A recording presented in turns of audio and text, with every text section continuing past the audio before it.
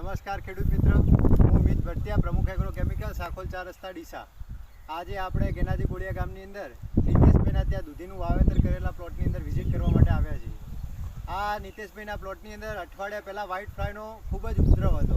ત્યારે એમને સ્ટાન્ડર્ડ ઘણી બધી કંપનીઓની વ્હાઇટ ફ્લાય માટેની દવાનો ઉપયોગ કરેલો, તેમ છતાં વ્હાઇટ ફ્લાયનો કંટ્રોલ થતો નહોતો.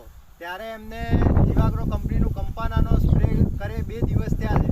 એમને વ્હાઇટ ફ્લાયની અંદર કેવું રિઝલ્ટ મળ્યું છે એ આપણે નીતેશભાઈ દ્વારા પૂછીએ કે નીતેશભાઈને કેવું રિઝલ્ટ કંપાનાનું મળ્યું છે. નીતેશભાઈ, કંપાના નાખ્યા પછી તમને કેવું રિઝલ્ટ મળ્યું 2 દિવસમાં? કંપાના મેં પરમ દિવસે રાતે નાખેલું હતું.